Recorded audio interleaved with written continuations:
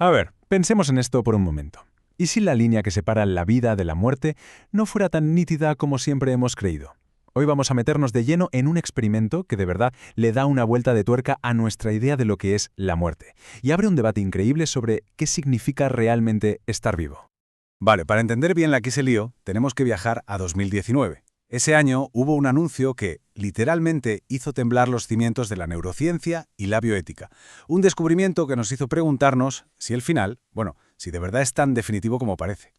Mirad, hay una cita de la especialista en ética Nita Farahany que lo clava, de verdad. Dice algo así como que esto desafía nuestras creencias y que la idea de que la pérdida de la función cerebral es irreversible, pues que claramente no es cierta. Ojo, porque esto va mucho, mucho más allá de un simple experimento de laboratorio.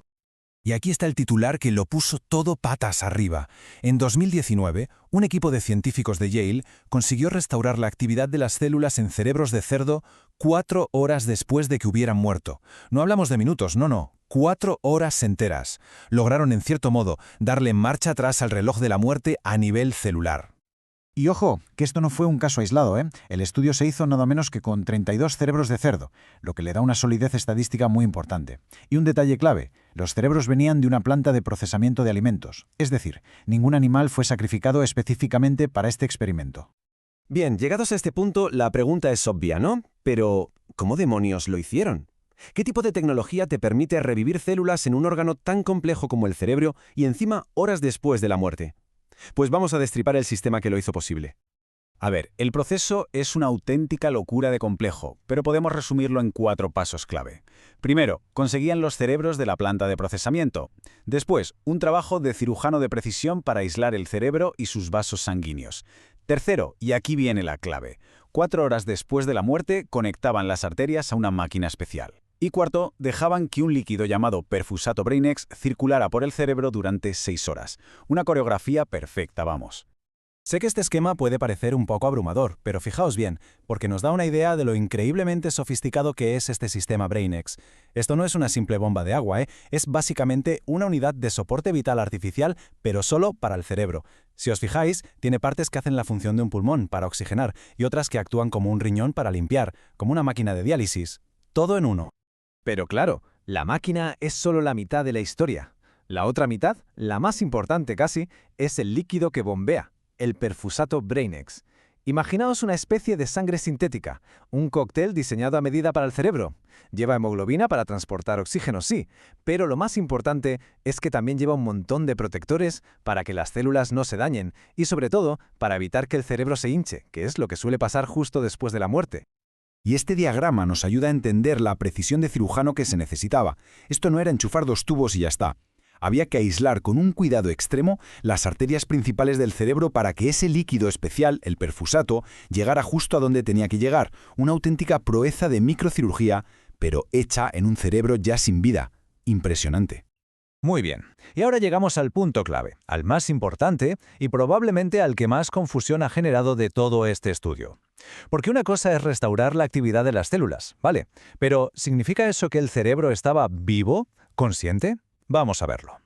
Pues aquí está la gran diferencia. Por un lado, sí, las células volvieron a la vida, por así decirlo. Consumían oxígeno, azúcar, vamos, que su metabolismo funcionaba, mantenían su estructura y hasta había alguna comunicación espontánea entre neuronas.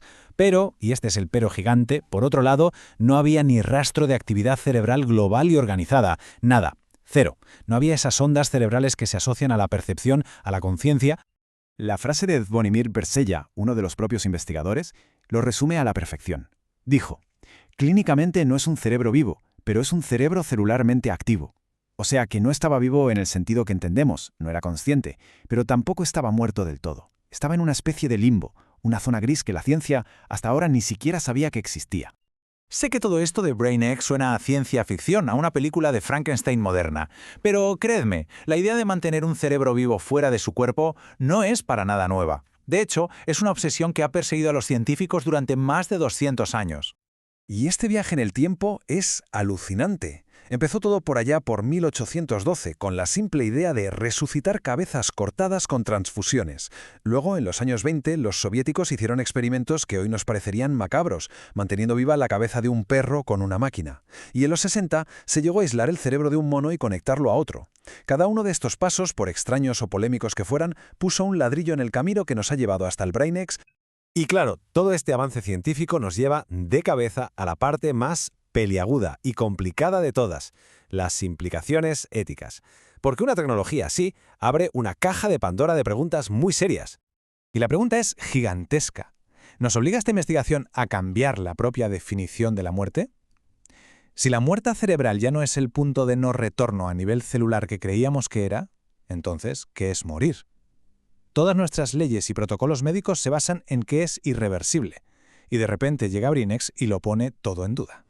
Y de esa gran pregunta, claro, surgen un montón de dilemas más pequeños pero igual de complejos. Por ejemplo, ¿qué estatus le damos a un tejido que no está vivo pero tampoco está muerto? Hacen falta leyes nuevas para investigar con tejido humano post-mortem. Y la pregunta que da más escalofríos: ¿y si un día, en un experimento futuro, se restaura algo parecido a la consciencia? ¿Qué hacemos entonces? Y que nadie piense que esto es ciencia ficción para dentro de 100 años, que va. Solo 3 años después del experimento original, en 2022, el mismo laboratorio de Yale fue un paso más allá. Usaron una tecnología parecida, Organics, y restauraron la función celular no solo en un cerebro, sino en el cuerpo entero de un cerdo, 1 hora después de su muerte. El corazón, los riñones, volvieron a funcionar a nivel celular. Esto avanza a una velocidad de vértigo. Así que al final nos quedamos con esta reflexión. La tecnología está empezando a difuminar esa línea que creíamos tan clara entre la vida y la muerte. Y a medida que esa línea se vuelve más borrosa, la pregunta es inevitable. ¿Quién va a decidir dónde está el final? Ya no es solo una cuestión para científicos, es para toda la sociedad.